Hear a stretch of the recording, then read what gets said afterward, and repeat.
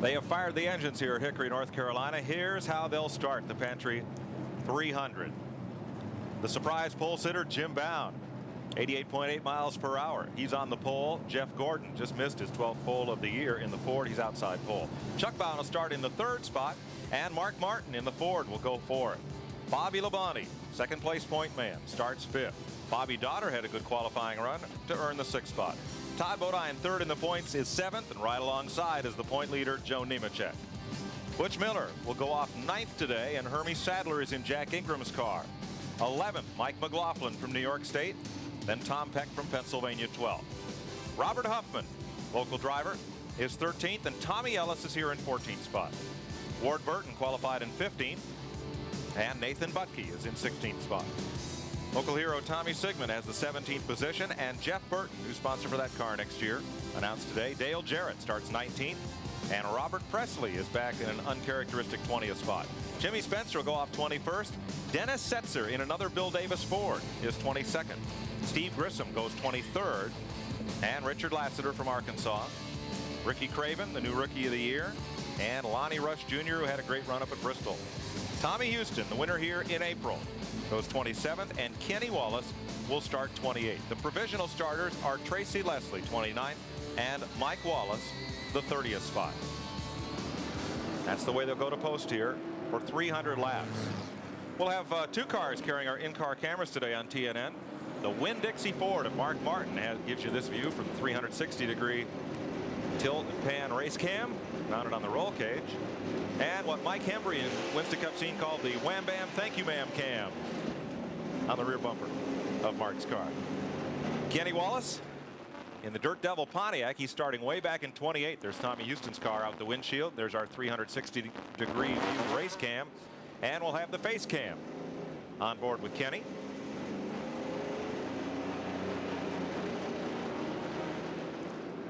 And Tommy Sigmund had a quick stop there on the back straightaway to adjust something, but got back going again, and he'll be up with the field when we get the green.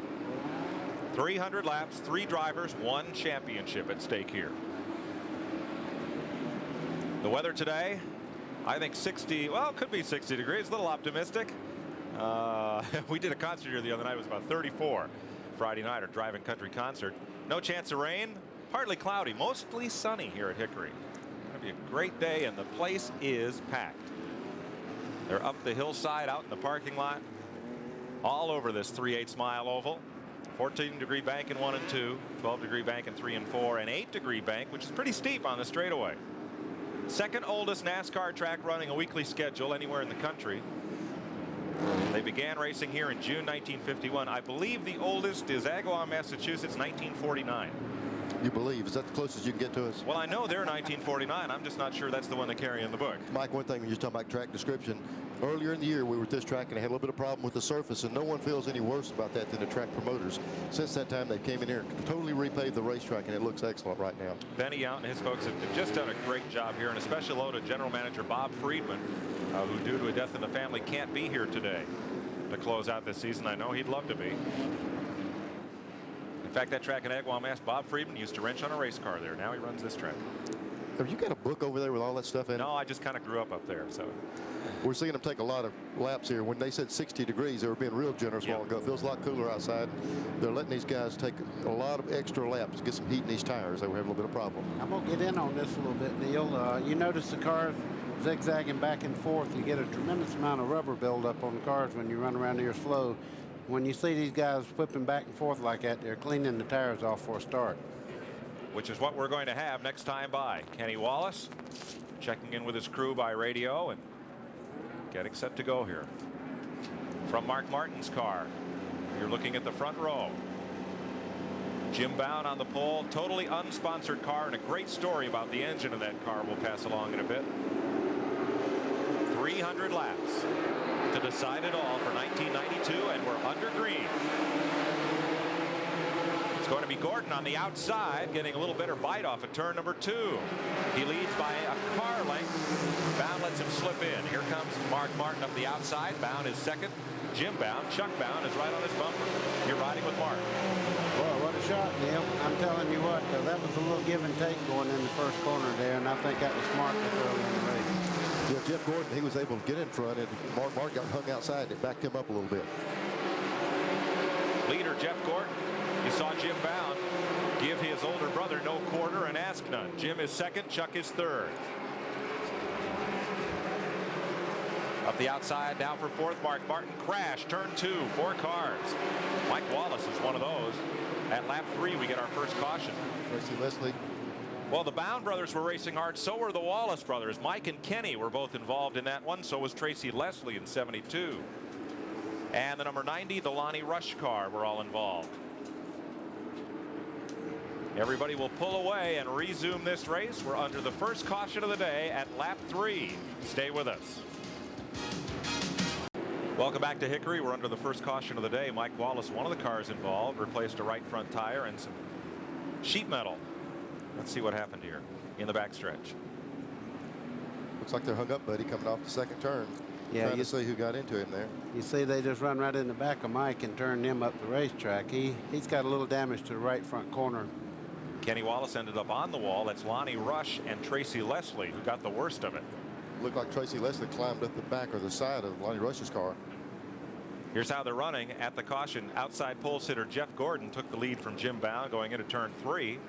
Jim's big brother Chuck is third. Bobby Labonte and Mark Martin, 1 to go. Rest of the top 10, they're your point leaders, Bodine and Dotter, but for Bobby Labonte, not his style to run and charge too hard too soon. That's the way they're running. 1 lap will go green. Jim Bound and his team, and his dad runs his team. Dick went up and bought an engine at the Ted Condor auction of that team. They paid $6,000 for this engine, brought it home and slapped it into this car and put it on the pole. And $6,000 is nowhere close to what you normally pay for with these motors, so it's got a pretty good deal, I would say. Without knowing what they had or what's in it, they just popped it in there and ran it. And he sat on the pole. Tracy Leslie unable to get his lap back as Jeff Gordon pulls away. That's Leslie in 72, the Detroit gasket car. Jim Bound and Chuck gets together with Lonnie Rush. Fends him off, then Bobby Labonte right there. Right behind Chuck Bound. Mark Martin got shuffled back a bit in the order. Todd Bodine and Joe Nemechek are side by side. Battling for that championship. There they are. Top of your screen coming out of turn number 4. And Nemechek and Rush get together just a little bit. Boy, I tell you what, he's letting it be known he's racing to win the race, not worrying about points right now. Nemechek is. They came off that corner 3 abreast. That's uncommon in short track racing.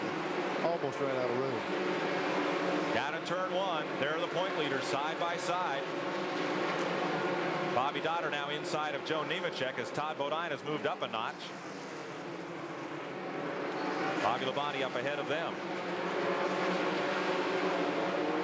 Up toward the front, Gordon leads, and the Bound brothers are going at it for second with Bobby Labonte. Nemechek the point leader. If the race ended right now, he would be the champion. Chuck Bound has moved ahead of brother Jim and taken Bobby Labonte with him on the inside. All the passing going on, but for Jeff Gordon taking the early lead, they've been passing on the inside. Well, you know, when you come up on slow cars, they run where you need to be on the bottom of the racetrack. You go to the outside, he'll probably lose 4 or 5 positions. Jim Bound will now that he's hung up on the outside. Got a little loose down in going into turn number 3, and 2 cars went by him on the inside. Among the point leaders right now, Bobby Labonte runs in 4th. 6th is Todd Bodine, and 8th is Joe Nemechek. Meanwhile, Jeff Gordon, who has broken the bank for money won on the Busch Grand National Circuit this season, is out front. Todd Bodine with Jim Bound and Joe Nemechek. A 1-second lead for Gordon. 1.9 seconds. Good battle here. Neil, you see our point man right now. He's getting passed by everybody. He's thinking, God, if I could just get back on the inside, it sure would help. Yeah, he started on the pole. Bound did, and now he's fell way back. Once you get that outside groove, you're going for a ride, but it's to the rear. Speaking of way back, look at this pack of traffic. Jimmy Spencer trying to break free of traffic, as Robert Presley just did. Dale Jarrett's in the midst of that. Steve Grissom, Ricky Craven, and Tommy Houston moving up well. Houston will switch to Fords next year from Buick. That's a good indication. That was the straightaway there, and this track is so small you can see the cars actually making a turn, the complete straightaway. They will come off the corner and then go right back in. So it's very short straightaways here for passing. Dale Jarrett taking Jimmy Spencer up through the pack. That's back about 21st spot. They worked their way under Lonnie Rush, whose car was damaged in that third lap accident. Back up toward the front, Chuck Bound and Bobby Labonte. You know, it's kind of interesting. Top of the show, we heard Nemechek say his car was really, really good. He was going to the front. And we heard Labonte just be real conservative, and his car seems to be the best car right now. He's working his way right to the front. 4th and 5th place. Well, you know, Bobby Labonte has to win the race, and Nemechek finished well back of him, and he's doing what he's got to do. He's going to the front. I'll tell you what, he's doing more than he has to do. He's going around the outside of Chuck Bound, which is a big accomplishment on this racetrack, and it looks like he's going to make it stick. He's on the outside and around him. Lap car darted to pit road, so Bound had to crack the throttle, and Labonte went on past. So Bobby Labonte moves up. In fact, that is now, let's correct, that's now 2nd position. You're riding with Mark Martin. He's the 4th place car. 4th place behind Chuck Bound, and there's Bobby Labonte ahead of Bound and Jeff Gordon up there with the lead. And Labonte is closing it in on Jeff Gordon. He is erasing Gordon's lead. It almost seems out of character for Labonte. He's kind of like Terry Labonte. He usually lays back and comes on, but like Buddy said, he's got to win the race today. He's going to put that effort out, it looks like. That last shot was out of the Winn-Dixie car of Mark Martin. He's moving up well, too. He'll be in the fray here in just a second. 4th place for that Ford. And closing. There's a look at Jeff Gordon, the man who's won more poles and more money than anybody this season. He goes to Winston Cup next year, as perhaps will this man. That's the rumor. Bobby Labonte will also have a Cup ride and run for Rookie of the Year in 1993. Definitely Gordon and Kenny Wallace will. I'm telling you, Bobby Labonte is moving in like he's obsessed today. You never see Bobby Labonte make a move this early in a race. Here he comes, though. He's closing in on Jeff Gordon fast. They're down to 2 car lengths. That's the lead.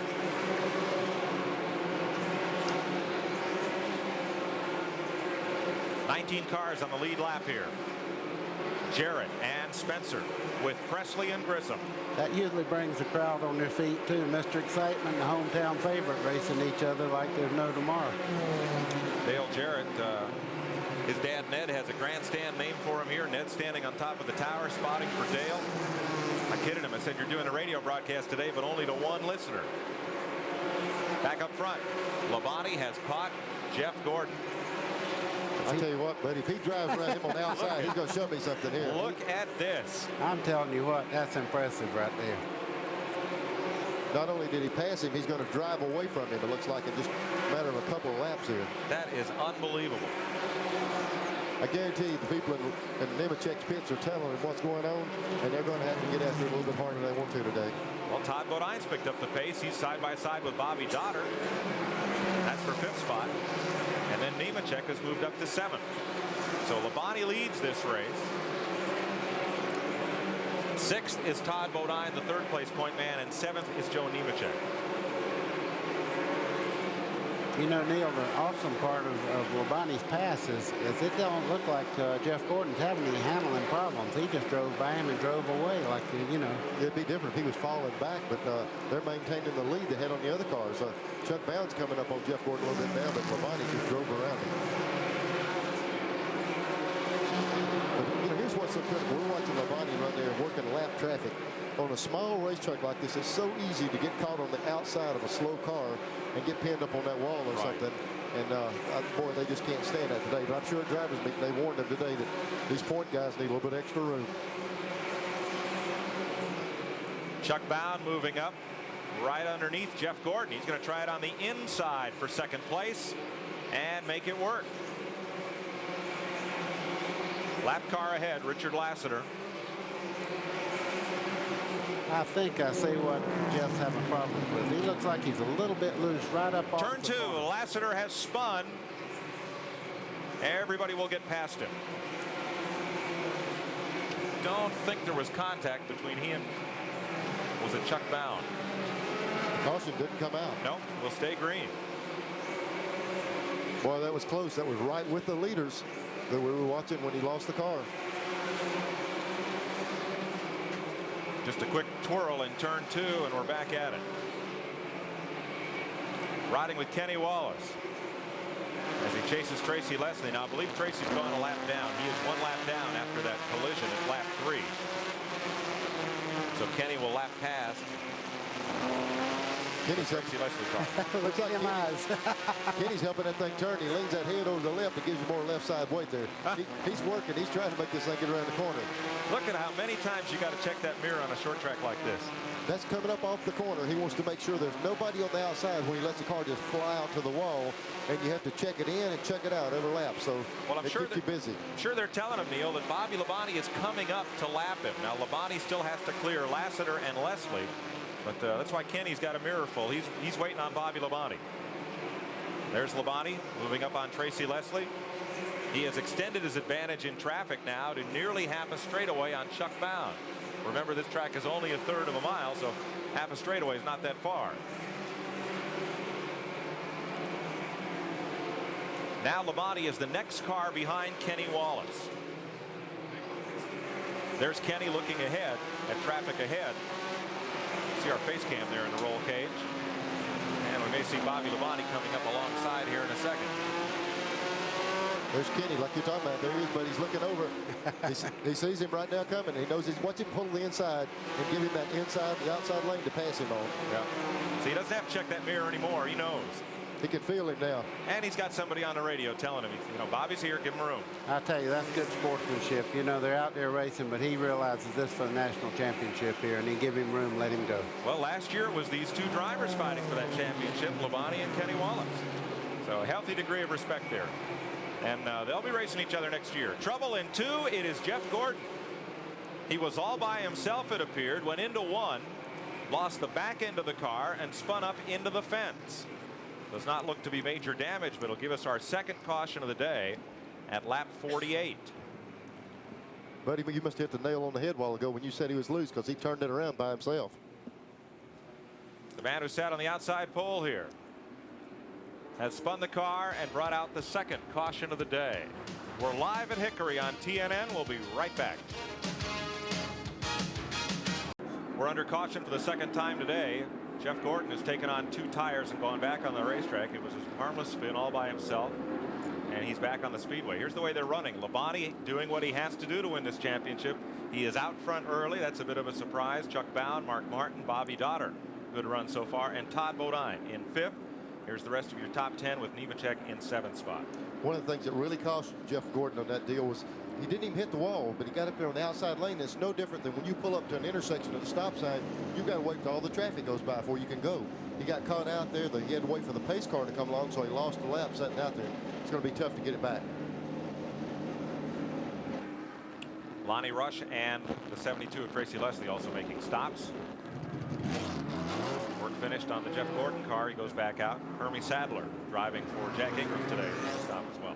He stopped the lap before and put right sides on, and he came in. Jeff Gordon just came in and got left side, so he's on 4 brand new tires. If anybody can get a lap back, he should have a chance doing it now. Let's go down to Glenn Jarrett. Well, standing by with Bill Davis, and Bill, the back end of the car just seemed to come around. Did he say what happened? I think he and Mark got together. The thing's told in. We're probably going to have to work on that. Here he is. He's back now for another adjustment. They did change the left side tires last time in, so now they're going to work on the front end. Gordon had fallen about 3 seconds behind Bobby Labonte at the time of that caution flag, and Labonte had built up a 2 1/4 second lead over Chuck Bound when we went to caution. I don't doubt they wanted to work on that toe in that they were talking about, but you just don't have time on this size track.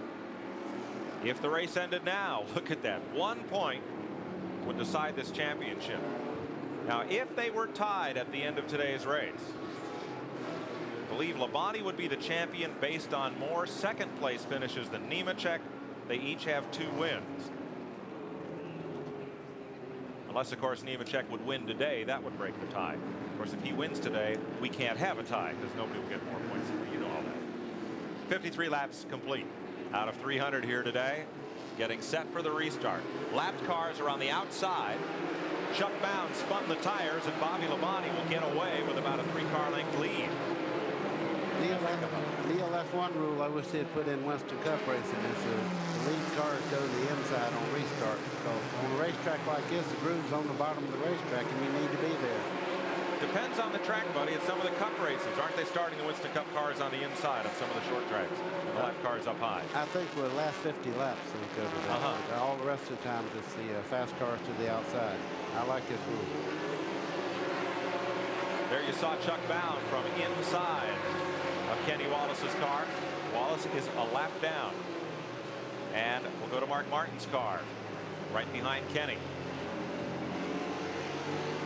Kenny's car was fading early. We saw him going lap down just before the caution. So Mark Martin needs to get around him so he can work on the leaders a little bit. But look what small area you have to work on here. When we always talk about it's nice to be able to pass on the straightaways, but there's not that much straightaway here. Just got to get the nose up under a guy. Here he is right here, trying to get the nose under Wallace going down in the first turn. Looking at Bobby Dotter, who'd like to move up on Mark Martin. Dotter, another unsponsored driver. Oh, around is Dennis Setzer and Tom Peck at turn 2. Caution. Dennis Setzer is in a second Bill Davis car, teammate for this race to Jeff Gordon. There's a look at it, the Paramount Ford Montana Steakhouse car. It's his second Busch Grand National start. He ran at Charlotte in October of '91 in a backup ride. Qualified 5th, but fell from the race with engine trouble early on.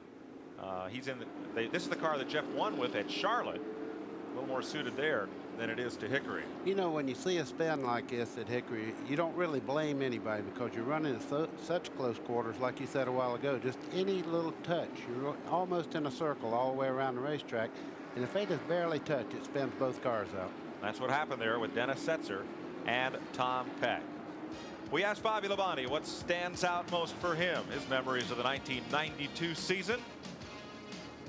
Bobby? Well, we just got to go out there and run the best we can, but we know at the same time we got to finish the race, because if we don't, we could lose the 3rd place in points. So we got to be careful behind us, because we don't want to lose that position. But we're going to try as hard as we can to win the race, and if we get lucky, then we might win the points championship. Lots of live racing on TNN today. 6:30 p.m. tonight Eastern Time. You'll see live sprint car racing.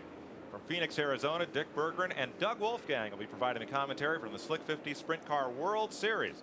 Live Sunday night sprint car racing all winter long right here on TNN. Getting set to go green with 64 laps complete. Bobby Labonte, number 2 point man, in the number 1 spot. Todd Bodine is 5th. Joe Nemechek is 7th as they battle for the Busch Grand National title.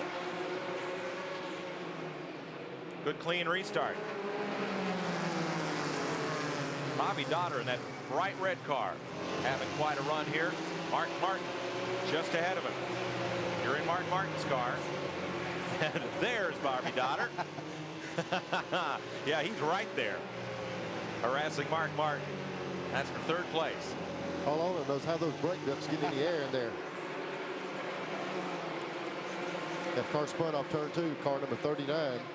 Spun cut off 2nd turn. Robert Huffman's car. No caution. Oh, he's going again, and they backed up a little in the field. Second spin we've had without a caution flag. A lot of bump and run here at Hickory. This track looks pretty wide on TV, and it is as you sit here in the grandstand, but the width of the track where you can run looks very narrow. They're using it all up, I'll tell you that. When they get them 2 side by side, they're using up the raceable part of the track. Now you could race up high, except that every lap a little more rubber scrubs off those tires and floats up to the top of the racetrack. It becomes what we call the marbles. So if you go up there, it's like trying to drive on top of a bunch of marbles. Well, Mike, what happens is everybody's running the bottom right now, and sooner or later it's going to get slick down there, and they'll start moving the groove out wider as they go. We're only 70 laps in here at Hickory. Chuck Bound running in 2nd spot there behind Bobby Labonte. Chuck, former titleist, 1990. Labonte, the 91 champion. Lonnie Rush has taken his car behind the wall. Chuck Bound driving for Hubert Hensley, looking for his first win in his last 34, or rather 41 starts. 34, that's Todd Bodine's car. with some damage on it, Mike. We haven't seen that. Looks like he's rolled the right front and the hood area back on the car. On that restart, he must have gotten into someone, and that's not going to hurt him as bad at this racetrack as most of them that we see these guys run, unless that thing flies loose or something. That, or if it hit hard enough to move the radiator back just a little bit on one corner, maybe that fan blade get in there. Of course, they run electric fans on those, so it's not that critical. Yeah, on the Busch Series, they all run the electric fans without a big blade on the front of the motor. So if he didn't knock any, if it doesn't fly off and they have to black flag him, he should be okay. Was that recovery or what? Well, they'll get the pancake flipper and straighten that thing out on their next pit stop. Kenny Wallace is a lap down. That's Butch Miller just ahead. The Charlie Henderson car. Nemechek has spun at turn 4. Lights up the tires. Ricky Craven climbs up on the back of Tommy Houston, and everybody else gets through. Well, let me tell you, the thing he didn't need was damage. If he damages that race car, he really damages his chance for the championship. He's lucky he didn't get hit. And No caution. no caution. Boy, that's really going to cost Nemechek. Both Nemechek and Craven. Actually, Joe just flat spotted the tires, but Ricky Craven may have suffered quite a bit of damage when he climbed up on Tommy Houston's car. We stay green. Nemechek holding down a top 10 spot here,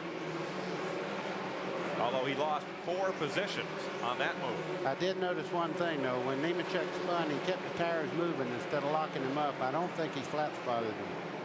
Good point. Ricky Craven's car is in trouble, however, and he is going to have to stop. I'll tell you what that spin did for Labonte. Bobby Labonte, he can see Nemechek now. He can see Nemechek on the same straightaway, and he'll probably go all out to put him a lap down if he can. Let's have a look and see what happened. Here coming out of turn 4 from our speed shot camera. There's Nemechek at the top of your screen. Serious trouble right there. He was real lucky. You see the rear tire still moving on that car. He's getting himself in position to go ahead. And he was real lucky. Everybody think, there we go. Great camera work. Turns the car around, cranks it left. Now you'll see Craven come in here. There's Houston.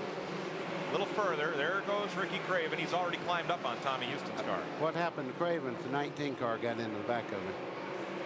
Nemechek has dropped to 16th position. If the race ended now, Bobby Labonte would be the series champion by a good margin over Nemechek and Bodine. Ricky Craven has made his stop. Nathan Butke is on pit road. Under green, we're at lap 82. Robert Presley moving up on the point leader and passing Nemechek. We're watching Labonte run, Mike, and now they got to be weighing out some options. They see Nemechek with trouble.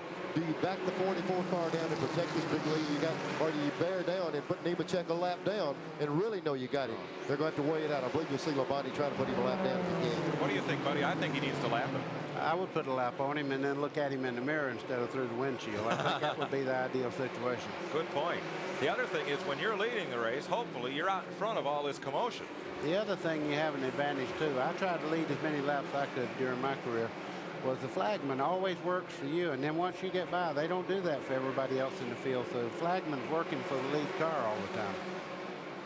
Good point. Let's ride with Mark Martin in 3rd place now. Coming up on Tracy Leslie, and then just ahead the Nescafe SD car of Chuck Bound. And Bobby Dotter is still right there, trying to wipe the lens off our rear bumper cam on Mark's car. Yes, we recessed those lenses. We set them back a bit to try to protect them. That lens they use is about the size of a cigarette pack, and it's about $2 grand. So trying to take pretty good care of it. Well, it's hooked onto a $40,000 car, so which is worth the most? They don't have a lot of respect for our camera, I'll tell you that. Here's Todd Bodine working in the outside of Tracy Leslie. And he has Tommy Ellis in 77. Tri-County Speedway car right behind him. You see Craven there. He's having some problems. He's on the outside of the racetrack running pretty slow after that accident. Yeah. We're 90 laps complete here out of 300, and this man is leading not only the race but the Busch Grand National Championship chase. We'll be back to Hickory right after this. We're under caution once again. Let's go to the Nemechek pit. Glenn? Well, Mike, Joe Nemechek brought the number 87 Chevrolet in for right side tires. I talked to crew chief Vic Kangas. right before that caution came out, he said the car was very loose. They didn't know what they could do about it. They got that brake, got that caution, changed right side tires. They put about 3 or 4 rounds of wedge or bite in the car. So I look for Joe to move back up through the pack. Boy, he was lucky. Nemechek was 1 car length away from being lapped by Bobby Labonte. He needed a miracle, and he got one. Let's show you what happened. We're looking down the front straightaway into turn 4. We'll see Rick Craven, that's him coming down to the inside. Looked like he got tapped. He'd been riding around real slow. There's Nemechek past him right now, and that's Labonte directly behind him in the red car. Here that car coming to the line, Mike, and it's right on top of him. And caution wave with Labonte nestled right up against Nemechek's rear bumper. Could not put him a lap down. So now what's Bobby Labonte's strategy? Well, Bobby Labonte don't have a strategy now. He just wants to stay out front, but Nemechek did exactly what he had to do. He had to have fresh tires on the right side. Now he should have an advantage for 50, 75 laps now. Understand you had a star pupil at the Buck Baker Driving School this week. Did indeed. Bobby Allison come down. I tell you what, he's smooth as the day he got out of him. He just as smooth, and I tell you, his attitude when he got in the car, he's kind of quiet, and he really got to talking with everybody and having a big time. I really enjoyed having him down there. I know you do schools at both Rockingham and Atlanta. Where was this? This was in Rockingham. Yeah? Yeah, Bobby just was, you know, he's really having a good time. He Oh, stayed the great. whole weekend down. Glad to hear it. Say hi to the Robinson family. Shauna was here to try to qualify for this race and missed the cut by 2 cars, and her dad suffered a stroke here in the pit area at Hickory. Was taken up to Catawba Regional, where he is resting comfortably. The rest of the family on the way in from Iowa, and want to wish him well. You're right, Kenny Wallace's car. We saw the car falling back all day long there, and they're working on it, putting tires on it. I'm sure they're making chassis adjustment because he's been off the pace. 1 lap will go racing behind the Oldsmobile safety car.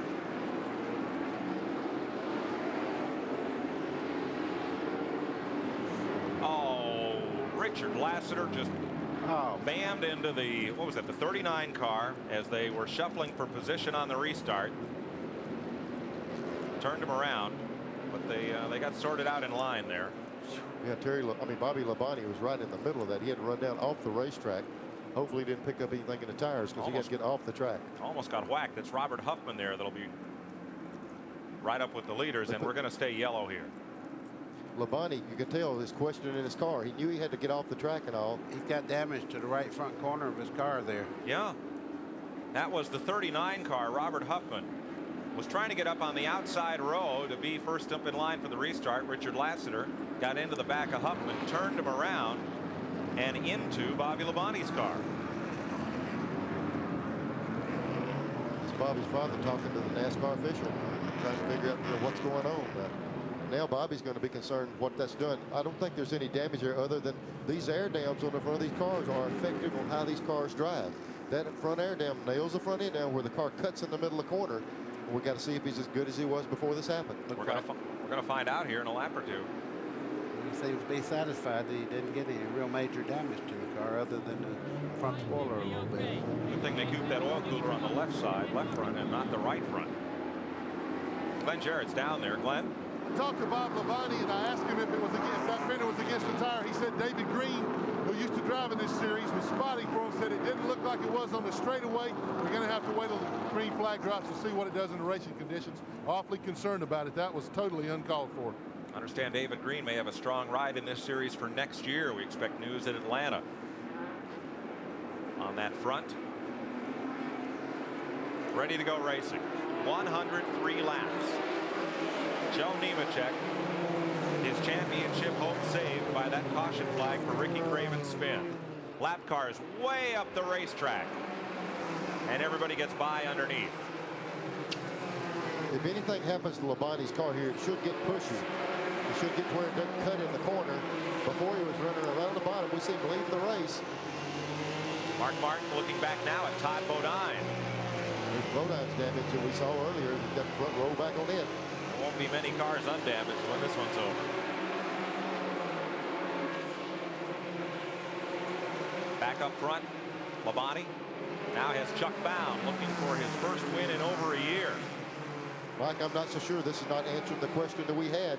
Is Labonte's car is good. Nobody could stay within a straightaway of him a while ago. And now we see the 63 car really working on Labonte. It might have affected him just a little bit. Dennis Setzer a little bit off the pace, and Tommy Sigmund, something may have been bent up on his car when he was shoved into Labonte by Lassiter there on the caution flag. Sigmund, or rather Huffman, Robert Huffman backing up as well. That particular damage we saw should cause a push. If anything, it should take some spoiler away from the car. See how much higher he is up off the corner?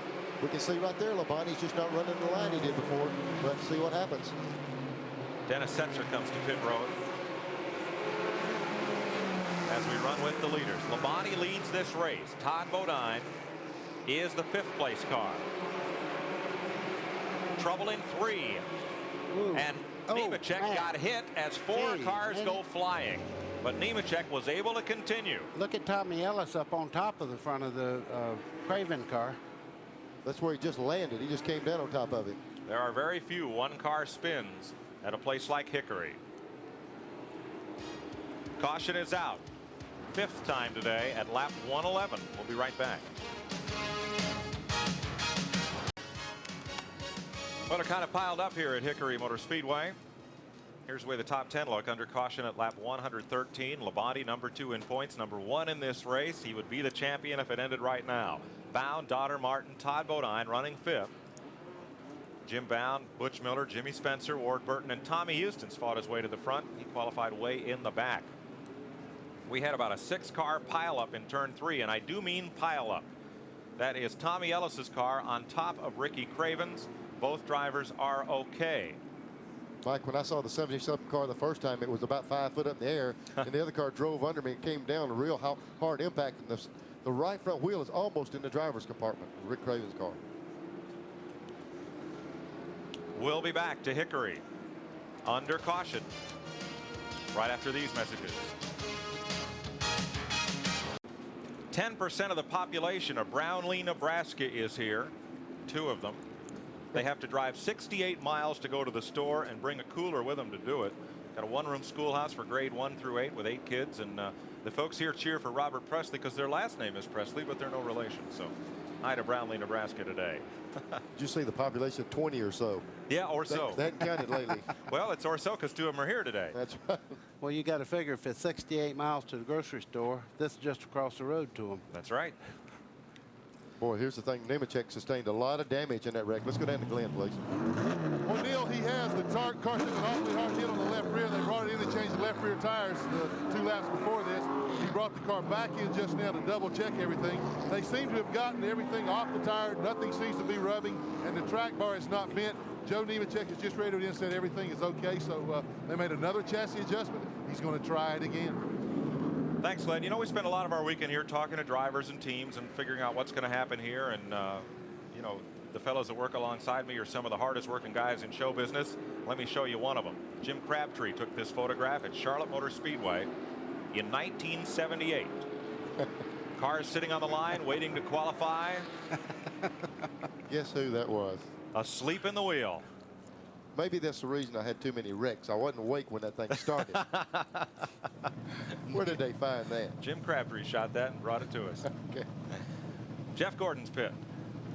They said earlier that they thought they'd damaged the toe end, and there's a tie rod. That boy there, he's cranking the tie rod. He's readjusting the set on it. Glenn's there. Well, as Neil said, and Bill Davis told us earlier, the toe end was messed up on the car. They hadn't had a chance, hadn't had a caution long enough to adjust it. That takes some time, so they've used this lengthy caution to bring the car in and to try to reset that toe end. While I was down here, while I was talking, I checked with Vic Kangas, crew chief, on Joe Nemechek. I asked him, I said, what's the tire rule today?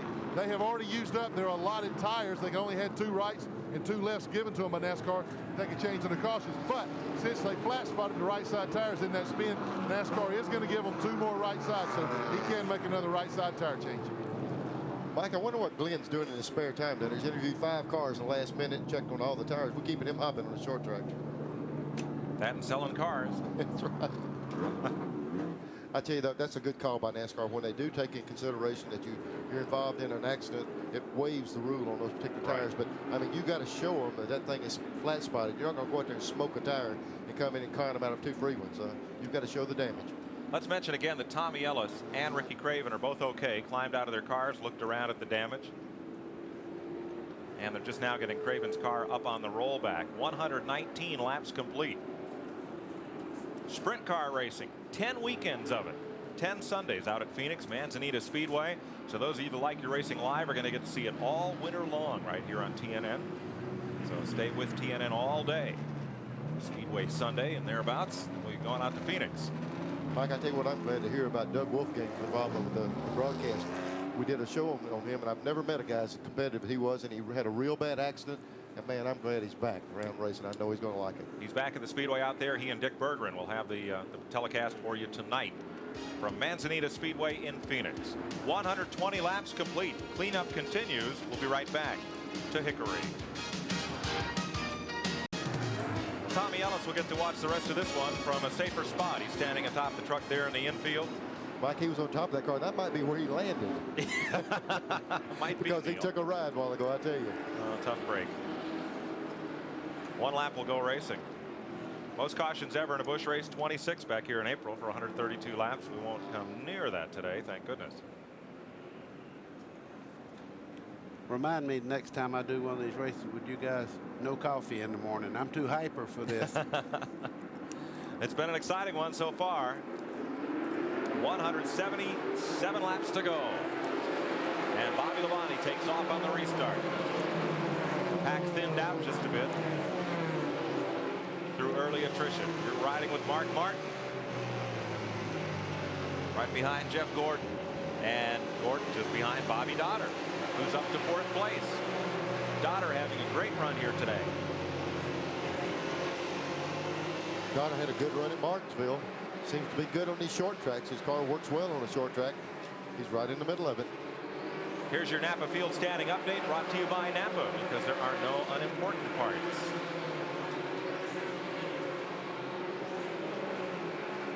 See Dotter there in the picture as Tom Peck makes a pit stop under green. That bright orange 08 car. Look at Mike Wallace there, and he looks like he's in 2nd place, but he's actually, I guess, a lap down. But he's running right with the lead car. That's what track position on a short track can do for you. Also, he's made a pit stop where the other guys haven't, so he's a little bit fresher than the other guys on tires. But, well, I tell you, Chuck Brown's putting a lot of heat on him now. He's going to turn the car up under him. Looks like it's on Chuck Brown in 2nd place. He's trying to get around this lap car. Yep, he got him in. Comes Dotter right with him behind him. Remember, one of Bobby Dotter's group had a birthday last night. We were up at Montana Steakhouse, and Tiny Holland, who's as big as his name implies, he runs the place, came out with the cake to set it down on the table and asked the lady how old she was. When she told him, he pulled out this huge paddle the size of a tennis racket and said, well, here, come and get your medicine. Yeah. She kept the cake and passed on the paddle. Well, in the second shot, we see Labonte lead, but Bobby Dotter is really working on it now for 2nd place. He's all over Chuck Brown. Dotter coming hard down into turn 3, tries to dive in and just runs out of room.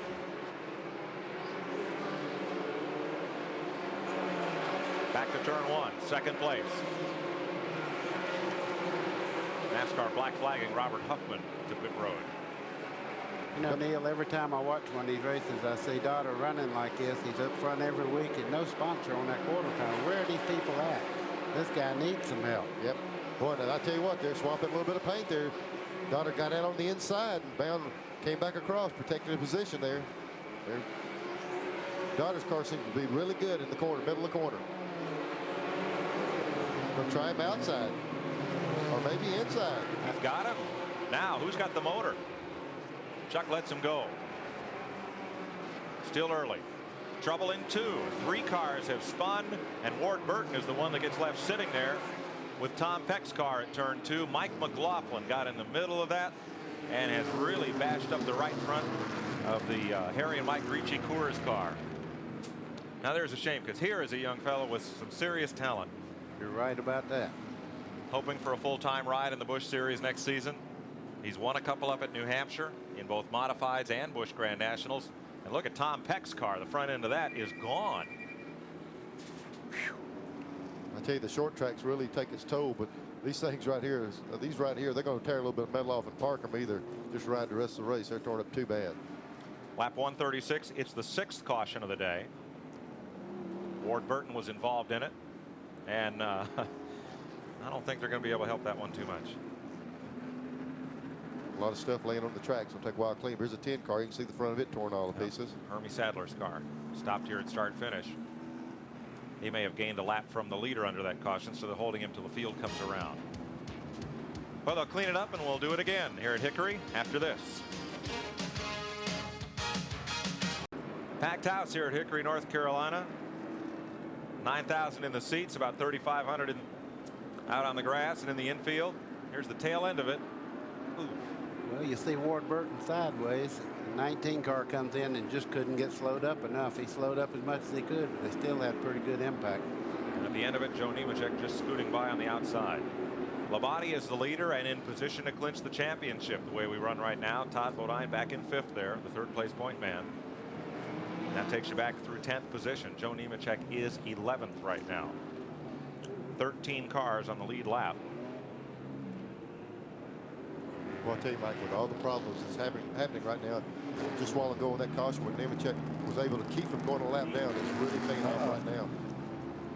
Jeff Burton was involved in that one as well. The TIC Financial car will change colors next year. It'll be white and carry Baby Ruth on the side. Phil Martocci's picked up that sponsorship that was with Bill Davis this year.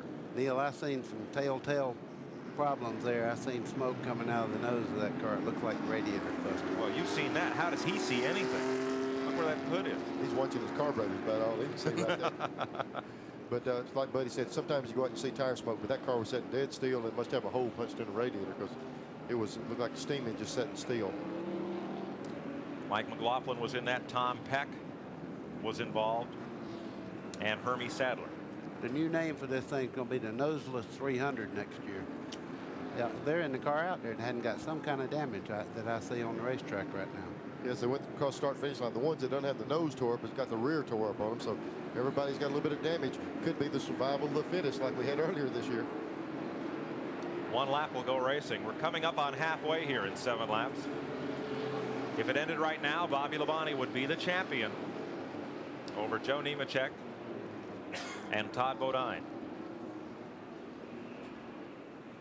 Jeff Gordon would end up 4th in the points. Robert Presley, Kenny Wallace, Butch Miller, Ward, and Jeff Burton, and Tommy Houston would be the top 10. Got a new twist to this restart. Labonte's on the inside, but Kenny Wallace went in and put tires on. Maybe this is opportunity for Kenny Wallace to get that lap back. We'll have to see. Kenny's in 14th spot, 1 lap down. Here they come. Make that 13th spot as the restart goes on without Jeff Burton. He's still in the pits, and Kenny Wallace is back in this race. Is that Neil Bonnet smart or what? Huh? Sorry, put those tires on. It's supposed to do that. The key now is he's got to hold Labonte on and hope for another caution. Here comes Jeff Gordon. He's in the same position as Wallace. 1 lap down, trying to get back on the lead lap. New 2nd place car, Bobby Dotter. What a great run he's had today. There's Labonte trying to get back under Kenny Wallace. He's got to be concerned with going on. He can't wait on Kenny. No, Wallace couldn't clear him and pull down into the low groove, so Bobby is right at him again. Boy, oh boy, that 44 car is hooked up, Neil. On old tires to be able to run that fast, that's something to watch. Look at Jeff Gordon. They made some chassis adjustments. We saw him working on the towing on the 1 car. Evidently, they've helped him because he's a lot better than he was earlier. Gordon in the number 1 trying to get back into this show. He, like Wallace, is a lap down. The 2 drivers that fought for last year's championship now fight for the head of the line. Kenny Wallace in the Dirt Devil Pontiac, the Slim Jim Chevy of Bobby Labonte. Boy, Labonte just knows if he can get on by him and use the entire racetrack, he's a lot easier on his tires. When he has to pinch him down, he's using up a lot more tire than he wants to. Well, right there, if he could move out against the wall and get the front straightaway to really work for him. Up, we got to spin it. Tommy Houston, turn 2. And yellow comes out. Houston could not get that car turned around with all that traffic. And Bobby Labonte kept the Dirt Devil car back. He's still a lap down. 7th caution comes out at lap 150, halfway. Harmless spin by Tommy Houston, but it will take Houston off the lead lap. He was the 9th place car. So now there are but 11 on the lead lap. Somebody tapped. Looked like Nemechek might have got into the back end of the 6th car of Tommy Houston. They touched for whatever the reason, coming off 2, and the 6th car of Tommy Houston goes around. Houston trying to refire the car and get the Roses Buick turned around. We'll take this pause from Hickory Motor Speedway and be right back. After this run-in with Elmo Langley in 64 and Curtis Turner in the number 41 Ford, Richard Petty would bring his Plymouth to pit road. Dale Inman, Morris Petty, and the crew would go to work 26 years ago. Still a lot of pit work here at Hickory, but it's a different story today as the Busch Grand National cars fight for their series championship on this, the final day of the season. We just went back under green a lap ago. 156. This time, Bobby Labonte got a good jump on the start, and it's Bobby Dotter now getting underneath Kenny Wallace, keeping Wallace a lap down, and Jeff Gordon. Third place car, Chuck Bound, is trying to root for some running room in the middle of that pack. Just as that caution came out a while ago, it might have been a good thing for Labonte. He'd ran about 5 laps on the inside and heated his tires up in the car, but Dotter drove up under him trying to pass him just as the caution came out, so cool him down, but it looked like Dotter's coming after him again. 11 cars on the lead lap. Labonte the leader, Dotter in second, Chuck Bound in third, Mark Martin in fourth. Fifth is Todd Bodine. Sixth is Butch Miller. Seventh is Jim Bound. Eighth, Jimmy Spencer. Ninth, Steve Grissom. 10th is Joe Nemechek, and 11th was Robert Presley. Everybody else a lap or more down. Let's go back to fourth place. Todd Bodine trying to track down Mark Martin. And you're riding along with Mark Martin. There is the front end of Todd Bodine's car. You can assess the damage for yourself. Neil, a whole lot of shaking going on there. I don't think anything's hooked together. There goes Todd right on the inside, but he's got up under him. Mark Martin got hung on the outside. We see Butch Miller coming by also. The Food Country car going past. Boy, did you see Todd Bodine waving? The car got sideways in front of him up there. Bodine threw his hand up. Almost had a big chain reaction wreck right there while we were watching. Yeah, Dennis Setzer got a little sideways, but gathered it back in. Up front, battle for the lead is heating up. Dotter's putting the pressure on. Down in turn one. Neil, watch Bobby Dotter when he starts in the next corner. He just closes right in on the 44 car. He's getting in the corner a lot better than Bobby Dotter, native of Chicago. Followed his dad up into the ARCA circuit, and now he's going for the lead. Trouble in 4. Tracy Leslie spins it, backs up the racetrack away from harm's way. They're going to run to the flag. Leslie has spun it down to the track apron. Here come the leaders. And it'll be Dotter up front at lap 165, 8th caution flag of the day. While they battled for the lead. I'll tell you, Bobby Dotter had been working on all those leaders. Pit road is closed. Looks like Labonte might want to take a look in pit road, but it is closed. At least for another lap, Neil.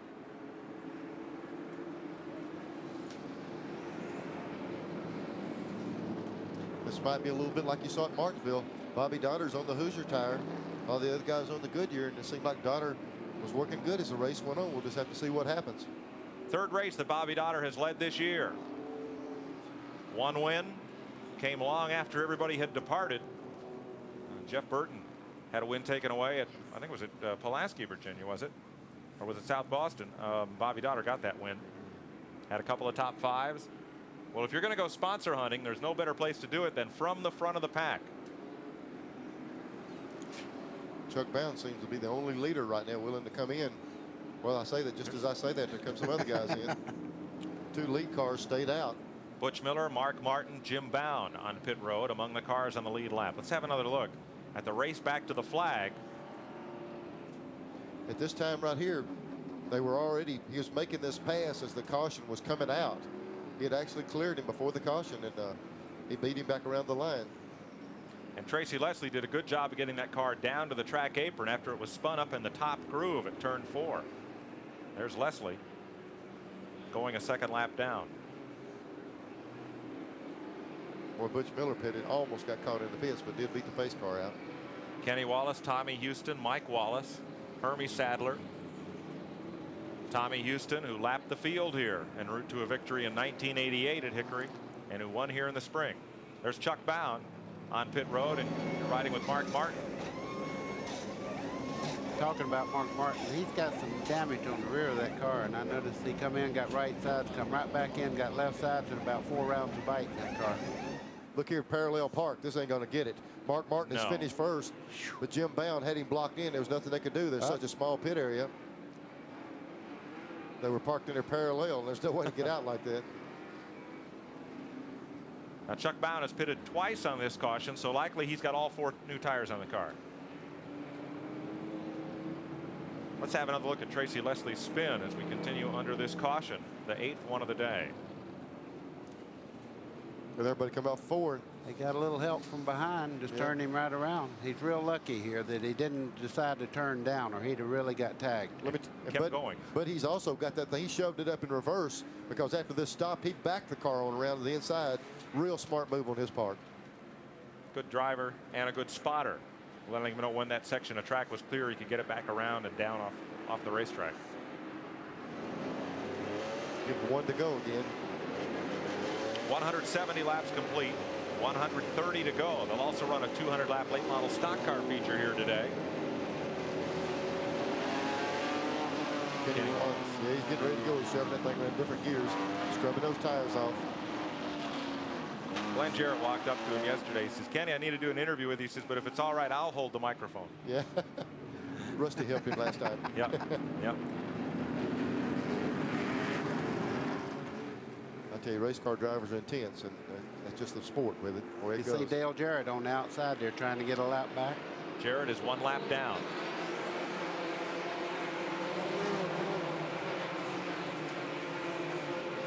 And Jarrett has the measure of Dotter off turn 2, but can't clear him going into the corner. Dotter fights right back on the inside. And Dale Jarrett goes on to the tail end of the lead lap. Boy, Dotter's not giving him any room. He better not. You know, those Jarrett's run well here at this racetrack, so he's trying to keep him that lap down if he possibly can. Hasn't raced here in some time, but it's his home track, and he wanted to come and run here in this final event of the season. It's hard to take the race out of a racer.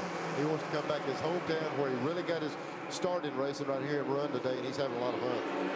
As we mentioned, his dad, Hall of Famer Ned Jarrett, up spotting for Dale today and trying to get him back on the lead lap. Dotter the leader, Labonte is second, and Todd Bodine is now third. Robert Huffman makes a pit stop under green. Here was Dotter, who worked real hard to take the lead. There they go, touching down in the corner. We saw them get together. Here's Labonte sticking a nose back up under him. Jarrett comes right back on the outside. But that's not the fast way around here, even with those new tires. I bet Labonte's saying, man, I wish I was in front of these 2 guys. Let him do whatever he want to do. He's still got the national title he's running for him. And he's got Todd Bodine right on his back bumper, and Bodine's still very much in this title chase.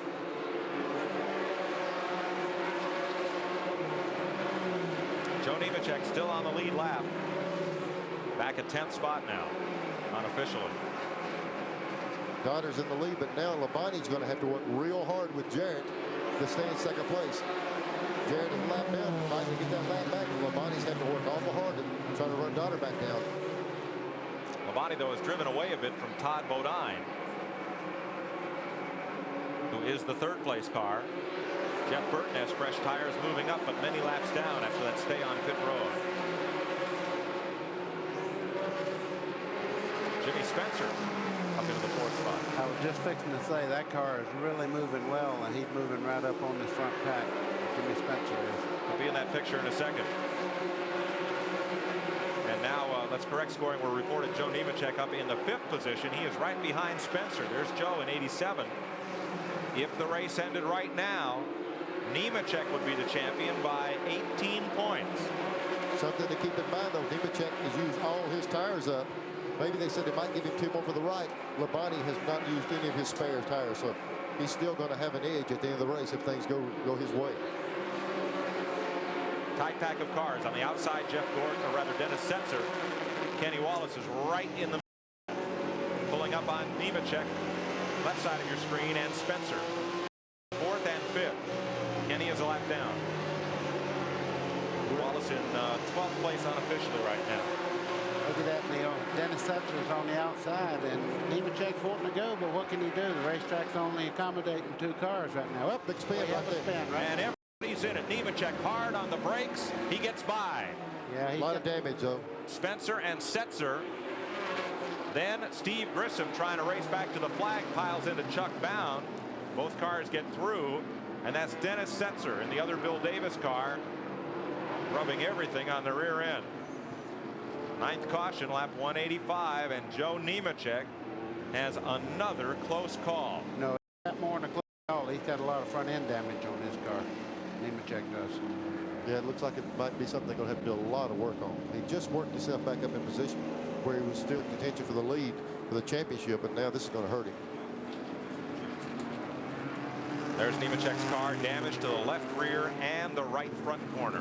I'm like you, buddy. What concern is this right front damage. We'll get a look at it. We'll try to tell what he's got. It's pushed back in on the right front wheel there.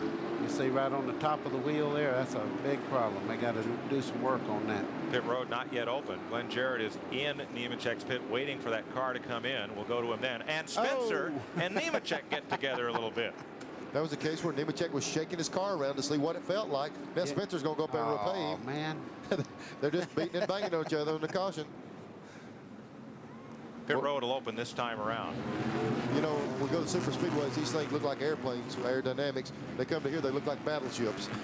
They just build them where they'll take a beating now when it comes to short track stuff. The two leaders have pitted. Dotter and Labonte are in. So is Todd Bodine. So every driver involved in this championship is on pit road, but the one who may stay there the longest is Nemechek. Chuck Bound is also in. Glenn is down in Joe Nemechek's pit. Well, Mike, Joe has brought the car in. There is damage on the right side. As Buddy said, they're pulling that fender off the tire right now.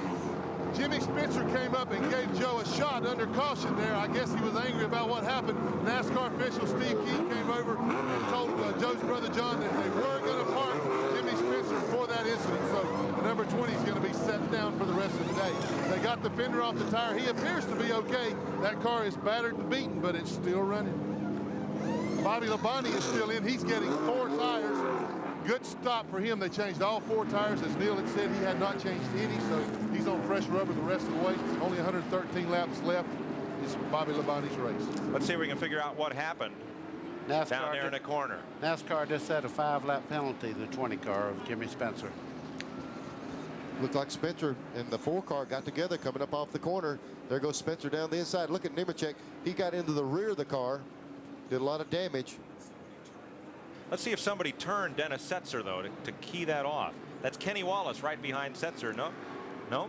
He and Jimmy Spencer were the cars involved. Well, I see why Spencer was mad, but it was nothing Nemechek could do. He got sideways, and Nemechek hit him, and it started that reaction there. But still in all, he shouldn't be mad at Joe. Look at this right here. 3, they're crawling all over each other.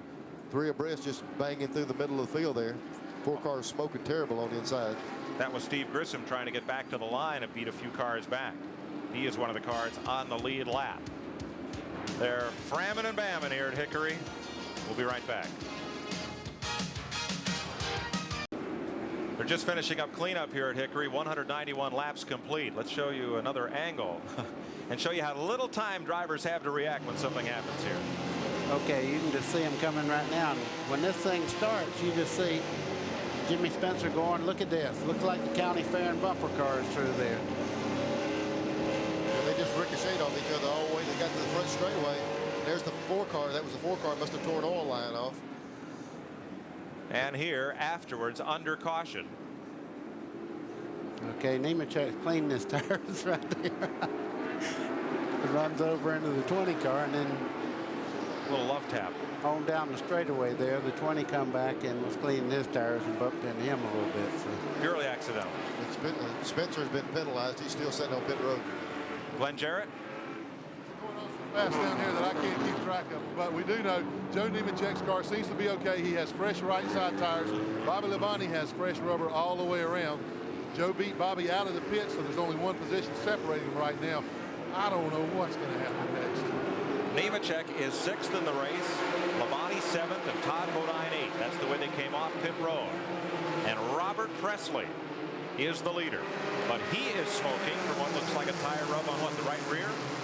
Got a lot of smoke. It's hard to tell which one it is right now. Definitely the right rear. And watching it from Kenny Wallace's point of view, the fender is all torn off Presley's car. The reason it's the fender rubbing, it's not on there anymore. It's just laying on top of the tire. Steve Grissom is in second. Jim Bound and Mike Wallace scraped together all out of 3 and 4. It is heating up there here. There he goes around. He's lost it. Presley in a cloud of smoke. Let me tell you, that might be the best thing that ever happened. We saw Presley keep going. Smart move on Presley's part. He was just being black flagged, was going to have to come in. Now that this caution's out, he's going to get to do this under the caution. Steve Grissom becomes the new leader. Grissom, it's a good thing Grissom's in the jam car today, because on that last caution he jammed his way through the whole field and the track position paid off. He is the new leader, the man who won down at Volusia County Speedway in Barberville. You think the body men at all these shops love to see them rolling these little half-mile racetracks? They don't bring anything back but a bent-up garbage can. Look at this car. I'll tell you, not a straight place on it. I don't have a garbage can that beat up. Labonte and Nemechek were side by side when that happens. Labonte ended up with a big advantage. We're under caution with 103 laps to go. We'll be right back to Hickory.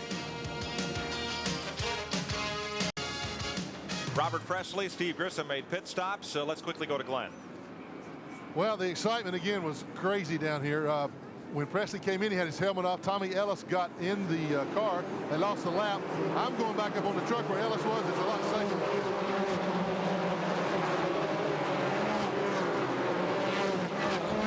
And in for Robert Presley. And now Presley, or rather Ellis, brings that car back to pit road after just a lap or two. We're back under green. Bobby Labonte is at the front because Steve Grissom came in twice for 4 tires, 2 on each side. If the race ended right now, Nemechek by 3 points would be the champion. He is still running in the pack with Labonte the leader, Todd Bodine in 3rd, and Nemechek 5th right now. Or make that 6th, 4th and 6th. Labonte the leader, Mark Martin, Jim Bound, then Todd Bodine, Butch Miller, and Joe Nemechek. Whatever chassis changes they did to Mark Martin's car seems to be working for him, Neil. He's catching right up to the lead car now. Yeah, they've really worked on that thing. Those guys don't hesitate. Mark Martin will make you change your car all day. He's not hesitant to make chassis adjustments. It looked like they went the right way. 96 to go. Tommy Ellis. Oh, and Nemechek gets turned around off the front of Spencer's car. Spencer's moving again. Caution is out. But, Nemechek's cars, I'm sorry, got going. He didn't lose a lap. Man. He may have thought he had Spencer cleared as he came down the racetrack. More front end damage. Not sure on that one. Spencer was not really quite up to speed. Tommy Houston had given Spencer a wrap. Let's have a look at it. And Nemechek might have thought he had him cleared here. Really got together going in that first turn. Nemechek got it right back in gear and got going again. And the black flag is out for Tommy Ellis. Or excuse me, Spencer. I'm so used to saying that. Yep. The black flag is out for Jimmy Spencer. Sorry, Tommy. Yeah, we just had a man walk to the window here from NASCAR and say that's it, he's out. Yeah, we're told he'll be given the thumb and that Spencer will be ejected from the race. And again, the drivers meeting, you know, anytime a championship gets close, they always tell the drivers, you got 3 guys out here running for the title, run your race, run to win, try to give those guys a little room so they can battle for that championship themselves. And now in the pits, Nemechek, Grissom, Jeff Gordon, Tommy Ellis in relief of Robert Presley and Chuck Bound. Let's go to Glenn Jarrett. Well, once again, we're in Joe Nemechek's pit, and I've tried to keep an open-minded view of this, but I was looking right at that incident. Spencer waited on him. He waited until Joe got beside of him, and he turned right into him. They're working on the right front of the car right now. There doesn't appear to be too much damage that they can't repair.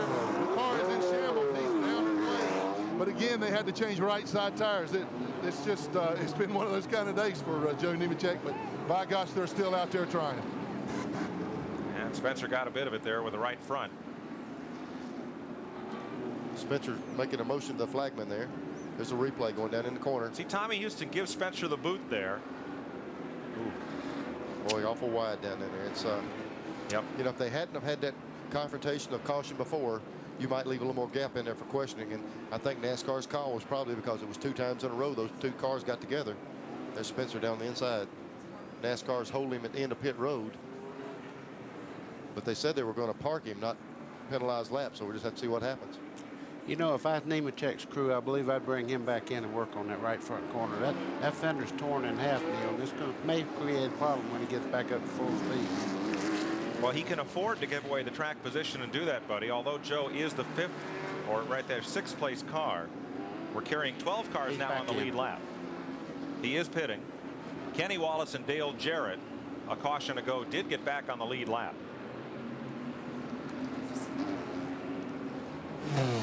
Here they are. They're back in there. Just like Buddy said, they've got enough damage. They need to. They're going to let him put tires on the car because he did spin. You know, no doubt, probably flat spotted the tires. It's a bad thing to happen, but you know, he said he was out of tires before. Now he's putting 4 on. So they gave him that option, I guess, to go with new tires since he did spin. 90 laps to go in the Busch Grand National Series season. All 3-point contenders still on the lead lap. Bobby Labonte in the lead of both the race and the point chase right now. They were about to restart this race. Jimmy Spencer tried to return to the racetrack, was denied that opportunity by the Busch Grand National officials. Glenn Jarrett is down in the Dick Moroso pit. Well, Mike, Jimmy Spencer has climbed from the car. Jimmy, what's going on? Well, you know, Glenn, I'll tell you something. We ran real well there and got bumped in the back. Got spun out, and I'll tell you something. I hated what happened there. Somebody let somebody come out of the pits there, and you know, I don't know who I run into, but I sure in heck didn't mean it. But NASCAR thought it was my fault. They penalized me. My car owner decided to park the car, but you know, Daly's first day people have been great to me all year long. I really think we had a shot at winning this race. Looking forward to next year. Well, that's the version from the driver's point of view in car number 20. There's the replay. You see Tommy Houston into the back of Spencer, who then gets going again. And into Joe Nemechek. I think Spencer was describing the previous incident. You know, we overlook. Look at Chuck Bound up there in the wall. We overlooked that. Chuck's been running exceptionally well in this race, and he got involved in that accident too. Really hurt him. Chuck, one of several drivers trying to end their season with a victory, who have not won this year.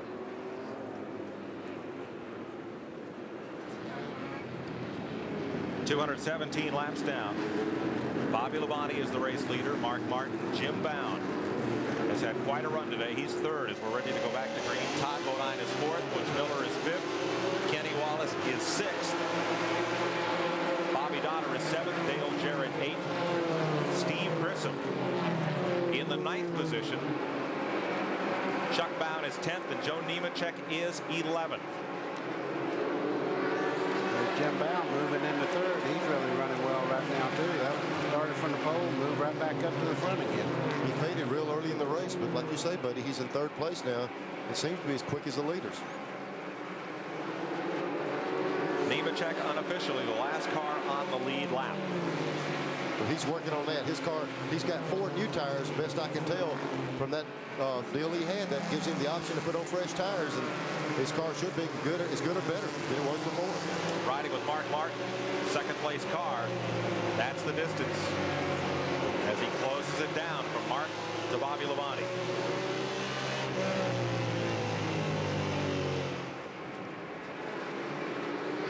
Bodine in third, or rather Jim Bound in third, and Todd Bodine in fourth. Bodine trying to keep his championship hopes alive, but he needs some bad luck to befall Labonte and Nemechek if he's to win this. He's a long shot at the title with 78 laps to go. That's exactly how many points Bodine is out of the lead, 78. Neil, that's a fast car with all that damage on that right front corner. If he was aerodynamic, ain't no telling how fast that car would be going. Yeah, we can see Bound really make a run down in the corner. Here he is up on the inside. Let's see, didn't quite have him cleared. Bodine didn't quite have the car by Bound, and he had to back out of the throttle. But watch him when he goes in the corner. He makes up a lot of ground right here as he dives in. There he goes. He's up on the inside. They touch. There's Butch Miller crawling over the back of them. Well, they tried to slam the door on him, but he still had his foot in it. Joe Nemechek has moved past Tracy Leslie and Jeff Burton in the last lap or two here. Trails Chuck Bound up and off the corner and trying to move up. NASCAR black flagging Robert Huffman. There's Nemechek. 7-4 to go. Nemechek getting up under Chuck Bound. If the race ended right now, Labonte would be the champion. Nemechek needs to gain 5 positions to win this title. There he is. Nemechek's up under Chuck Bound trying to clear him, but the cars are stacked up on the inside. We see a little shoving right there. We see Jeff Gordon get into look like Grissom car. When you get them this tight, anything can happen. They don't need any more accidents. They've already had enough today with this car. You know, we've seen that replay on Spencer. I don't mean to dwell on anything. Bobby Dotter in the wall. Bobby Dotter in the wall. Turn 3, and Dotter was on the lead lap, and it looks like he may have cut down a right front tire. What I was going to say about Spencer, there was a slow car coming out of the pits, so sometimes your eyes deceive you. There was a car down low, and maybe Spencer moved up to try to avoid that car coming out of the pits. Well, I tell you, Dotter ran good today, and there he is sitting in the wall. Seems like whoever gets to running up front, they're having a little bit of problem on these short tracks. Seems like just a few seconds ago he was leading the race, and now he's up against the wall here. Bobby Dotter was on the lead lap, the 8th place car, and he caromed off the wall at turn number 3. Caution again. This is, I think it's the 11th. There's Dotter. He's moving around the car. He's okay.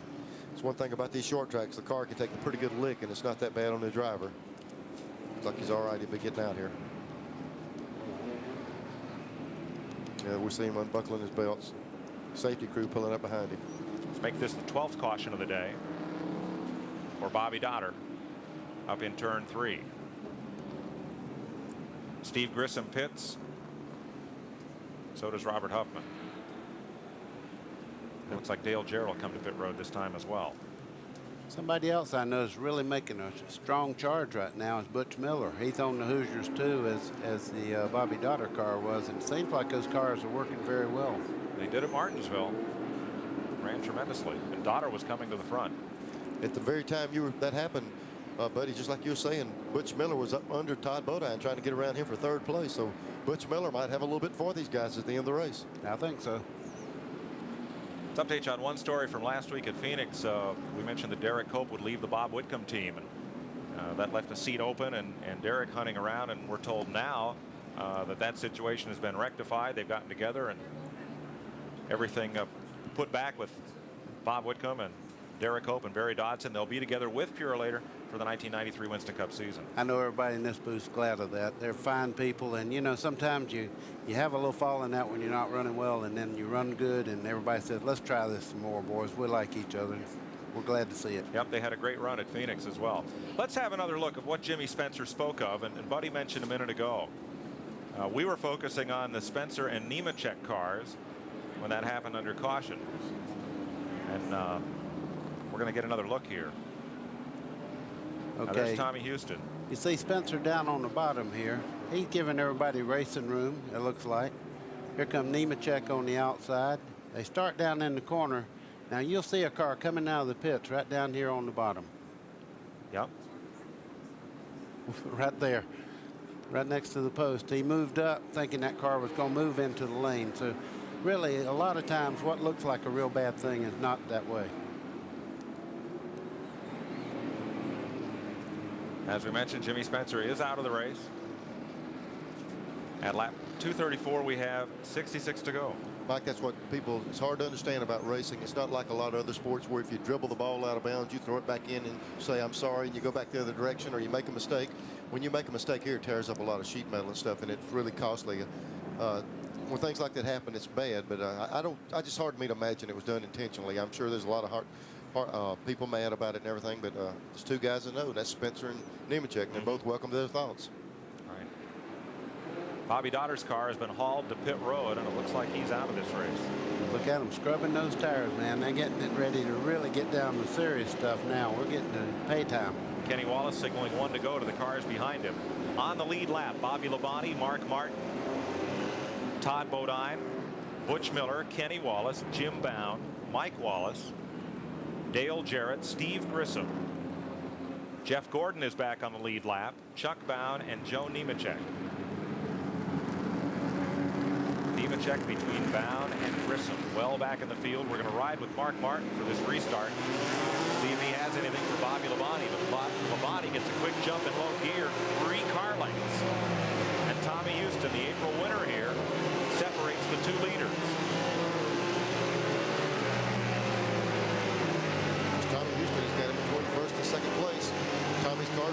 right now. He's not holding up anybody at this quick time. Houston was trying to get back on the lead lap there. It happened in April. He got a lap down, made it back up. Todd Bodine's car. Todd Bodine. We've seen this shot before. That's an ugly mess there. That's Jeff Burton. How are these things still running? Part of it looks like they couldn't even run. There's Bodine up under Mark Martin down the back straightaway. Second place. And the Chevy of Bodine will take it on. Mark got caught on the outside. We're sitting out there with Mark Martin in his car. And we're probably going to see the Butch Miller car right on the inside. There's Butch's car pulling up inside. That's third place. That one slip cost Mark 3 positions. 60 laps to go in this season. Houston trying to get his lap back from the leader. Turn 4, no contact. Clean move by Tommy Houston. He's going for it. I tell you, if I was leading in point standings, I'd let him go. I would worry about him later on in the race. I'd let him back in the lead lap right now and fall in position. I don't know, buddy. As we saw here in April, that's a guy that can get a lap back and come back to Hunch and win this race. Houston did it in April. It's his home racetrack. And they just announced before the race they unveiled the Ford Thunderbird that he'll run next year with Roses as a sponsor, and all his sponsors are here, so he's trying to run as hard as he can. Look at these people from Hickory around here. They're used to these Houstons every week up here. They're jumping up and down like he's leading the race right now. Andy and Marty Houston will be running the late model stock car race after this event. Andy qualified 3rd. Marty qualified 22nd. They're Tommy's boys. His other son Scott is his crew chief here. Here's Labonte. He sees Bodine coming behind him along with Butch Miller, and he's wanting to get back around Tommy Houston and put some distance on these other guys. Yeah, that'll make him pick up the pace. I don't think he'll get to sit there and enjoy that for long. So up front, Labonte the leader. Let's just find the point leader, Joe Nemechek. He's back there battling Jeff Gordon and Chuck Bound. I think his car is quicker right now, Mike, than these other cars. He's kind of in a box and nowhere to go. Once they get strung out, I think Nemechek will be able to work his way on up there, but he's pinned in. He doesn't have an option of where to run on the racetrack right now. He's in 8th place right now, Neil, and that's not enough. He needs to at least get up where Dale Jarrett is, or now Chuck Bound is, in 6th. Well, like Neil says, he's plenty fast, but he's got to clear this traffic. And I think on fresh tires like he is, he should be able to make these moves up through there. He's got Jarrett, and now goes after Chuck Bound. This is for 6th place, and this could be the championship right here between Bound and Nemechek. Bobby Labonte's by himself. Let's stay with this, because this could be the whole season right here for Joe Nemechek. How would you like to have to pass Bound to win the championship? That's a tall order in itself. Nemechek's got to be careful right here not to overdrive and not to overrun the car. He knows he's got to get on up there. There's Tommy Ellis on the back of his car driving Presley's car. They got together a little bit, but Nemechek has got a lot of time here. He's got several laps to get that position that he needs. He's got to not overuse his car or the tires in this time. They work underneath a lap card. That's Nathan Butke. But Joe needs at least one more spot. Let's check in with the leaders. Bobby Labonte underneath Tommy Houston. And coming up quickly, the rest of that field. Labonte would lead Nemechek for the championship if the race ended right now. Neil, look at that car moving in there. Butch Miller's coming fast. I tell you, I think those Hoosiers are hooking up good. Yeah, Butch's car is really coming on right now. He's working some outside traffic. There's Labonte. He's still trying to get around the 6 car, and he's just not able to do it right now. And, you know, nothing against the 6 car, Tom Houston. He can't roll over and play dead. We saw him do this very thing, as Mike said earlier, do a lap down and win the race. If he catches a caution, he's still got a shot at it. If Labonte wins, Nemechek must finish 6th to win the title. Labonte right now is the race leader. Todd Bodine is 2nd. Butch Miller is 3rd. Mark Martin is 4th. Jim Bound is 5th. Kenny Wallace is 6th. 7th is Chuck Bound, and Nemechek is 8th. I'll tell you, Todd Bodine is 2nd, but he's got all of Butch Miller he wants right now. 5 points is the difference right now between Labonte and Nemechek. Each position Nemechek gains is worth 4 points. Second place. And Butch Miller takes it away from Todd Bodine. That car of Butch Miller's is really strong here. Yeah, he's right down on the bottom of the racetrack. He's able to get back in the throttle quick. That's what you got to do on a short track to run fast. Now here's Miller. He's running in the box. He's run up in a lot of lap traffic. He's going to be careful. Get through this traffic. His car seems quick enough if he can work around it. There's Labonte still leading the race. And he's got Ward Burton and Tommy Houston ahead. Burton a little off the pace. A lot of front end damage to that car. 14 cars or 13 cars on the lead lap now.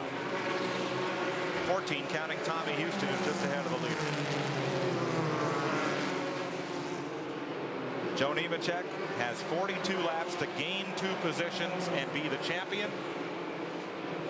Bobby Labonte doing everything he can to win this title. Todd Bodine is having a great day here. He's the 3rd place car, but he's out of the point chase. You know, we're talking about he's got to gain 2 positions, but the way the 75 car is coming on to Labonte, he can move Labonte back, and that'll take a car away out of the picture.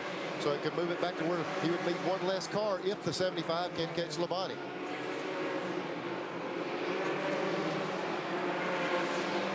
There's Nemechek. He's able to stay with the bound car, but he's not able to get around him. Tommy Ellis is riding the heck out of that 59 car, too. I'm telling you. So they've settled down for the moment here, pretty much single file. Labonte the leader, Butch Miller in 2nd. 3rd is Todd Bodine. 4th is Mark Martin. 5th is Jim Bound. 6th, Kenny Wallace. 7th, Chuck Bound. And 8th, Joe Nemechek. 32 laps left in the Busch Grand National season. They're all chasing Bobby Labonte. He has done everything he's had to do today to try and win this championship.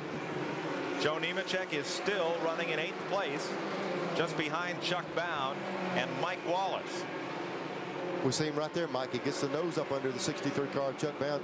A couple of times he's been about 2 foot up beside him, but not enough to totally clear him. He's almost got this car a couple times. He couldn't quite get by. Now we mentioned Todd Bodine. If Bodine can win this race, Nemechek has to finish 21st or worse and Labonte 10th or worse. That's very unlikely. 5 points would be the difference if the race ended right now. 30 laps. That's all that's left. Side by side in the backstretch. They will get the Mike Wallace car up on the outside. Barry Owens High Point betting car. An FDP brakes machine. Way up high, and there goes Nemechek gaining 3 very important points. Just looking ahead, Mike, there's not enough cars. We just saw these 2 cars pick off a position. It's going to take a lot for these 2 to run down another. I think it's going to take Nemechek being able to pass Chuck Bound to be able to pull it off. I'm afraid you're right, Neil. They are not going to catch Jim Bound in the next 27 laps, it appears. And right now, Nemechek is 1 point shy of Bobby Labonte if the race ended at this moment. 1 point? Yes. Holy mackerel. And when we say we're, you know, it's going to take this, take that, we're not pulling for either one. We're just trying to make them, you're aware of what position, what it's going to take for these guys to do it, because certainly both of these drivers have run well enough this year to deserve the championship. Bobby Labonte in a team run by his dad. And this team, though Bobby is likely to move to Winston Cup Racing next season, this team will continue with a different driver. Trying to win back-to-back championships. Sam Ard did it in 83 and 84. Larry Pearson in 86 and 87. The only drivers to win 2 consecutive championships on this tour. Bonnie lapping Tom Peck. Yeah, and I tell you what, he's coming up to lap Nemechek here shortly. While Nemechek has been back in this traffic, Labonte's had a clear run at it, and they're almost on the same straightaway now. They are on the same straightaway. 22 laps to go this time by. Let me tell you a scenario that might happen here, and it'd be unbelievable. When he gets up there, Labonte's car is so good. If he can get by Nemechek and then move the 63 over to pass him, Nemechek can take the pass with him. He's going to take the title. And take the title. He's running so fast he can run these 2 guys down, and he might be the guy that beats himself if he's not careful. All right, there's Nemechek. Right behind Chuck Bound. 21 laps to go. And we'll come back here to find Bobby Labonte coming off turn number 4. There's Kenny Wallace, Tommy Ellis in the Presley car, and there's Bobby Labonte. You know the bad part? They're up there telling him that 44 car's coming to lap you. The spotter up here is telling him you got to get on it. He's doing everything he can to get by Chuck Bound, but he just cannot get under him. The only way he might keep Nemechek back there is if he can lap those two cars on the outside. Mike, it's almost going to have to be his move.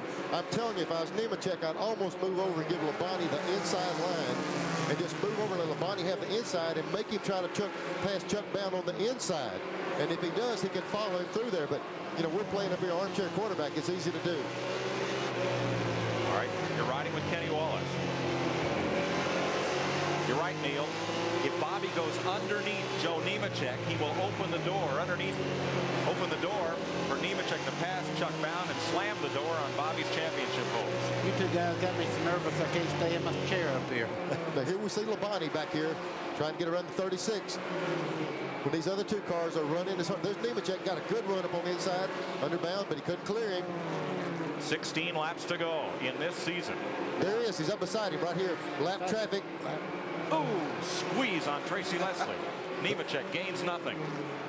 Oh, And around goes Kenny Wallace. Bobby Labonte shoots around and misses him. Caution flag. Caution flag. Ooh. And that caution flag, though it keeps Nemechek on the lead lap, may have been a bigger break for Bobby Labonte than it was for Joe. You're exactly right, Mike. He was fixing to have to deal with the situation we were just talking about. He was coming so hard, he was going to have to try to go outside, not to give the thing away. It was building into a deal that he really had to deal with and not know properly how to handle the situation. Nemechek will have to check scoring. He may have beaten Chuck Bound back to the flag. We will double check that with scoring. What a cliffhanger. Scoring is reporting that Nemechek beat Bound to the flag to move up into that all-important 6th spot. Let's have another look here. Here they are. They're coming up off the corner right here. There's a lick behind them. There's Nemechek to the inside. Yep. Bobby got into Kenny Wallace. Yep. We didn't see the run to the line. Maybe we got another shot. Here we go. This way, maybe we can tell who beats back to the line. Contact's going to be here. They are right here. Here's Nemechek on the inside. Gosh, there's going to be a call by NASCAR. Who was leading? Real close. Very close. Very close. Boy, Labonte has run a tremendous race. For it to come down to a deal like it was a while ago, it might be a good thing, like you say, Mike, that it ended like this. Other than the fact that in case he did beat him line, that's going to put Nemechek in position to pass him. We'll have another angle here.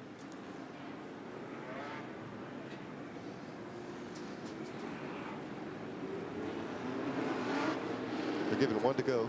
I will tell you this, though, that brings Butch Miller right up under the 44 car on the restart. Those two cars seem to be very similar in speed. When I said a while ago that it'd be hard for him to figure how to handle it, I certainly know that Labonte's got the ability to make a move, but a racer wants to pass people. Right. And his pass could have been the inside, so I certainly didn't mean taking that with Labonte. He's quite a racer. Plus, his strategy from the go, Neil, pass everything he can, run, stay out in front of everything, win this championship. You can't do anything but. Now, right behind him now, Butch Miller, 52-race winless streak he's looking to break right here. Boy, Labonte has been so good on these restarts. He just takes off, leaves the field. Yep. Here he goes with a big jump again. Butch Miller was laid back some and didn't get a real good start. Puts Kenny Wallace in between them. But in Butch's defense, neither is anybody all day. Right. Bobby Labonte's been in the lead. He's got one of those Richie Evans restarts going. Or Dale Earnhardt restart. Right. Nemechek is out in front of the 63 car right on back in the shot here. He's in 6th place, which would give him the championship by 3. 10 laps to go. There we see Butch Miller. He did clear the 36 car. He's got 10 laps to go. If he can do anything, he can do it right now. Joe Nemechek in 6th place behind Tommy Houston. Todd Bodine having a great race. He's the 3rd place car, but it won't mean anything to this championship. There's Kenny Wallace. They're laying all over him up in the corner again. Oh, Whoops. Jim Bound give him a slug coming out of turn 4. Mark looked for somewhere to go. Jim just wouldn't roll out of the throttle. 8 laps to go. Neil, we were worried about having something to sit in. We didn't need anything today. We stood up through this whole race. Have another look. Watch the 2 white cars. And taking evasive action there, Mark Martin. 7 to go. Boy, that was critical right there. Nemechek got caught outside, but he just got back to the inside line. He just cleared those cars for position. He got caught outside. I thought he was going to have to drop back, but he got back to the inside line. He's okay. And as he passes Kenny Wallace, that spot counts, and that'll pad his lead by 4 points. Labonte out front. And there's Joe Nemechek Whoops, we have a spin. Tommy Houston goes around in 4, no caution. A complete 360 and back in the gas, no yellow, 5 laps to go. Kenny Wallace got into the back of Houston. And they were battling for position on the lead lap. Boy, I tell you, look at Labonte here. They did just exactly what they had to do. They just bared down and run away with a race here. And still to win like this and still have that championship get away is going to be tough on him. Joe Nemechek is coming. 6th place. Right where he needs to be. This is when it's kind of hard to throttle a guy down. He's got the championship, but he's wanting to pass Mark Martin. He's going to have to be careful. I believe I'd have to set this one out if I was him. He's done what he needed to do, so did the 44 car. But Nemechek's very lucky to be in position to win the championship after all the stuff's happened here. 2 laps to go in the 1992 season. Bobby Labonte has done everything he can to win the race and the championship. White flag for the Texas Pete car. Here comes Nemechek for the white flag. Tacked onto the back bumper of Mark Martin. Labonte into turn number 3. Coming out of 4, he will win his 3rd race of the season. And the battle out of 4 to the line. Mark Martin leads Joe Nemechek to his Busch Grand National Championship by an unofficial 3 points. I tell you things, you know, to win a championship, you got to, they say, you got to have a good car and you got to have luck go your way. As much trouble as he's in today and still finish this race, he was awful lucky. Labonte did a tremendous job with that car right there winning the race. Got run into on the caution flag. When you get beat and you won the race, there's nothing you can say. If he had finished second, they might have an empty feeling, but not right now. Joe Nemechek got involved in a couple of spins, a scuffle with Jimmy Spencer on the track, still came back to win this title. We'll talk to them when we come back to Hickory Motor Speedway. Labonte wins the battle, Nemechek the war. We'll be right back.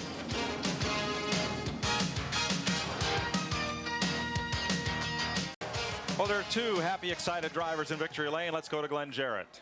Well, Mike, the happiness is somewhat subdued for Bobby Labonte, but I tell you, buddy, that was about the best race I've seen you ever drive. What a job.